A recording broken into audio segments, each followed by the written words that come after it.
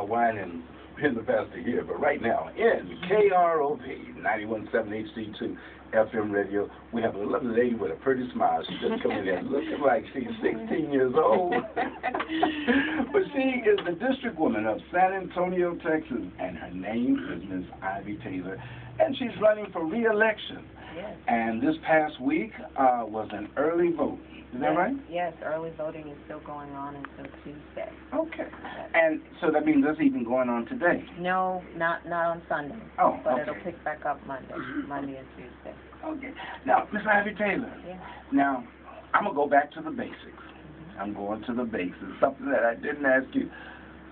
You've been city councilwoman here in San Antonio, Texas, okay? And you're running for re-election. Yes. Why do you feel the need to continue to be city councilwoman? Oh, well, because we've started quite a few things in the time I've been on council since 2009. There are quite a few projects that are underway, and though 4 years may seem like a long time when you're doing this kind of work, when you're working within a bureaucracy, things can move kind of slow. So we need some more time in order to be able to shepherd these things through to completion. And I think I've done a good job, and I think there are many folks who still want me to represent them. And I believe that very well.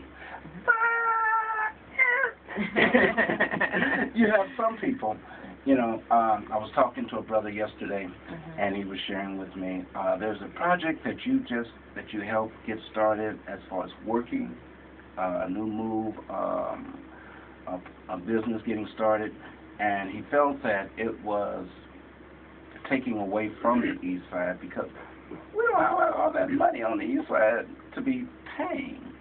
But why not put money into the east side? Well, we are putting a lot of money into the east side. The first thing in talking about me representing District 2 is we have to realize that District 2 goes way beyond the east side at this point as well. We cover a fair amount of neighborhoods in the northeast. So all those folks in neighborhoods want representation, want investment. Though during my time on the council, I have taken a special interest and special focus on east side investment. And so I'm not exactly sure what dollars this person is talking about, but I can assure you that there is a fair amount of city dollars going to the east side. I'll give you just one example. There's an old, I may have mentioned this on the show before, there's an old building at the corner of Dakota and Connolly that used to be the Black Hospital, as it's often referred to as the Good Samaritan Hospital. It actually started out as KROVFM Baptist Church.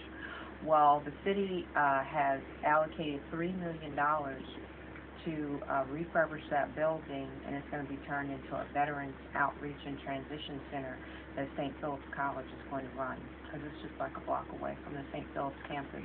So I think it's actually extraordinary. Originally, the budget was only $1 million, and so for me to have been able to get my colleagues to allocate an additional $2 million without us having to put up a fuss, I think shows the level of commitment and leadership that's here as far as bringing resources to the east side. And of course, we want our veterans to have a place where they can go and think about figure out what's the next phase in life for them. Okay. Now, you know, and I may bring up some questions because of concern. No, I welcome that. Because, you know, we know that you're a busy lady, but yet you're into. Last week I was sharing, and if you could share that once again with us, because you have looked into areas, and there's a lot of people that's walking around saying that they're broke, busted, disgusted, they need a job, can't find a job. But for you yourself, you know that jobs are out there, and you gave us some insight the last time that you were here. Yeah, the last time I was here, I talked about the Plumbers and Pipe Fitters Union. They have a training center over on Belgium Road, right across from Cameron Elementary School near Willowwood there, and they have quite an extensive program. The application period, I think, for this, I don't know how often they accept applications, but the most recent period just closed. But that doesn't mean that they won't be accepting more applications in the future. They kind of go on a running basis and having new classes. So that's one opportunity that I talked about. But definitely it takes a community-wide effort in order to connect folks to jobs that are out there. But also, you know, and it's kind of hard to say, but some folks need additional training and soft skills and grooming in order to be eligible for jobs. Actually, my office had worked with a woman who had put together, she was a GED teacher, and she felt that the folks who were graduating with their GED still weren't prepared for employment. So she put together a whole curriculum, I think it was like maybe a 10-part series, to help folks with some of the soft skills, you know, presentation, resume, interviewing, all kinds of stuff. So she worked in partnership with my office, but we just couldn't get folks to actually come. And so there were some folks that attended the first session, so we called them up and asked them why they didn't come back, and their answer was, well, we thought you were going to give us a job when we came. Well, you have to crawl before you can walk, right? Right. So that's part of the work that still needs to occur out in the community. I know there's folks out there that already do some of that work. One of the other opportunities that gets a lot of city funding every year is called Project Quest, and that's a nonprofit where they actually train people for high-demand occupations. They take a scan and see, okay, what are the jobs that are hiring at a good rate, and then they put people through a training program, maybe a year or so. They probably not have to go to community college, and they provide all the support that's needed to achieve success. You know, if you need assistance with your transportation, with your rent, with whatever family issues, in order for you to finish school, they help. They provide case management, help people achieve that goal, and I've heard some very compelling stories of people whose lives have been changed. They've basically gone from welfare to now they're a nurse making $40,000, $50,000 a year, buying a home for the first time. So that's another program that receives city funding every year, Project Quest. Okay, Project Quest. Direction, your movement. You're confident in knowing the things that you know. Because they just roll off very easy. Well, I've been at this for a while, so I've acquired a fair amount of knowledge about the things that are going on. I also understand the challenges and the frustration that, you know, the community feels. I definitely feel that, you know, from the District 2 perspective, that we're doing our part to address community needs and working with the folks that are downtown and pushing the city staff when we need to, because they can be slow. I mean, it is bureaucracy. I used to work there. I know that sometimes things can get bogged down.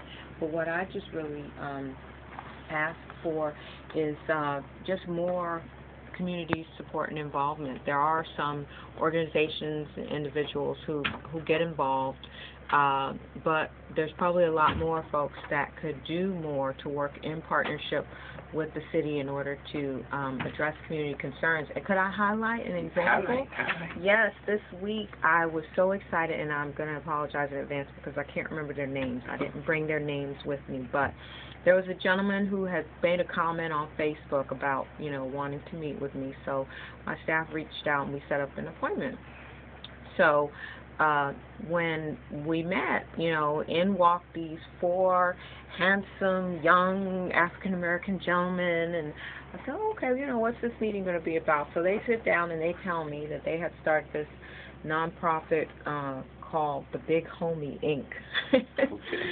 And that basically they had grown up on the east side and northeast and had gone through, you know, some of their own stumbles and troubles, and were wanting to be mentors for young homies coming up. And so the first project that they took on was not in my district, but impacts my district, and that was a big cleanup in Camelot, in the Camelot, I guess it's Camelot 2 neighborhood. You know, there's 2 Camelots. One is in San Antonio in District 2. The other is in Bexar County. So for folks that have been watching the news, you've probably seen that big area where everybody's been dumping. They have a lot of townhomes that the folks haven't been caring for. And so these gentlemen had organized cleanups in Camelot too. And they have been successful. And so they said, you know, we talked actually about quite a few things that they want to accomplish. We talked about how folks can get connected to job training and job skills, and how we talked about the need for more recreation for youth on the northeast side, because a lot of folks have moved out that way. But at the end of the day, they agreed that they would help organize a cleanup in the Sunrise neighborhood. Right. So, and they wanted to try and get more people engaged and help out the neighborhood association over there. So I was very excited. So I'd like to thank those gentlemen who took time out and took an interest and took the initiative to do something positive in their community. Okay. Don't go away. San Antonio Global listeners, right now we're talking to Ms. Ivy Taylor. She's the district lady of San Antonio District 2. And she's going to be right back with us in just a minute. Right now we have coming up next Brother Nelson. Brother Nelson's going to be coming up, and he's going to play a little song on his guitar. You know, as I look at him, I'm reminded of Elvis Presley. But don't go away. Coming up right now is Lean on Me by Kirk Franklin, and right after this, we'll be with Brother Nelson.